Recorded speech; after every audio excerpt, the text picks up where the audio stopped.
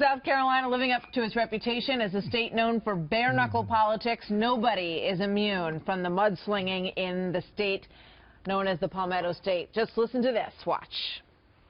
I'm not sure a lot of voters are excited about having a president who, when he gets rattled, when he gets upset, begins cursing and yelling vulgarities at people. Donald Trump has zero foreign policy experience. Negotiating a hotel deal in another country is not foreign policy experience.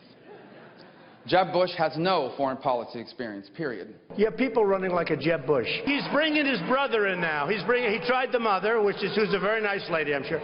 But he tried the mother. That didn't work out so good. Now he's bringing in his brother. We need a president that knows what he's doing, not talking cheap talk. If we nominate Donald Trump, we're going to be destroyed in the general election. But if he won, it would be a disaster as well. Jeb is spending all this time being negative. Does he worry at all about his legacy? Everything is trashing people. Spending all your time being negative, but you know what, I don't have time for that. Fascinating, right? John Roberts live in Greenville, South Carolina today. So John, Trump promised a bit softer touch going forward, but we didn't really see that last night, did we?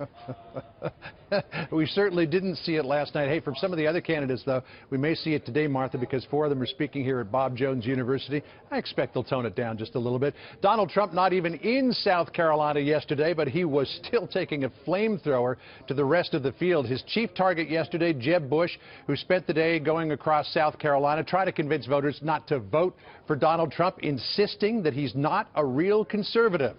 Here's what Trump had to say about that last night. Bush says, I do not believe he's a true conservative.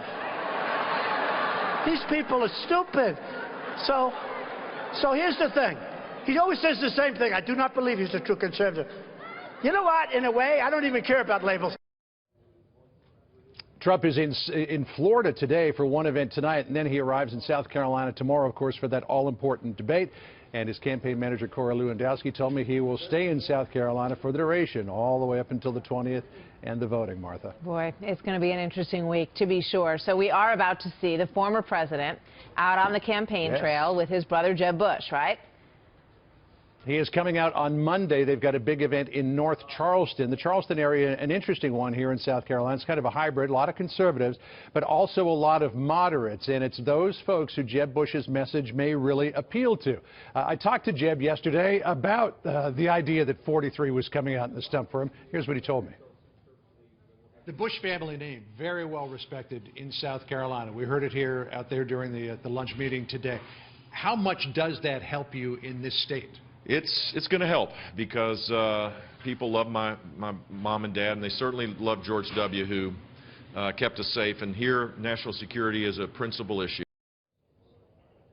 And a bit of an embarrassing moment for the Cruz campaign yesterday. They put out an attack ad hitting Marco Rubio on immigration, but had to pull it down after it was discovered that the actress who appears in this ad had actually done some soft porn work, some erotic films. The Cruz campaign insisted it was an open casting call. Her background was not vetted, and when they found out that she was in it, they pulled it down. Not exactly in keeping with the values that Ted Cruz is espousing here on the campaign trail, Martha. And don't forget, all of this is leading ahead to tomorrow night's debate.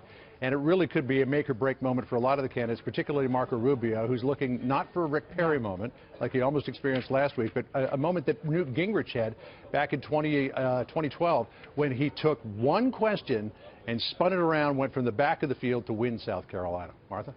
It's all fascinating. John, thank you very much.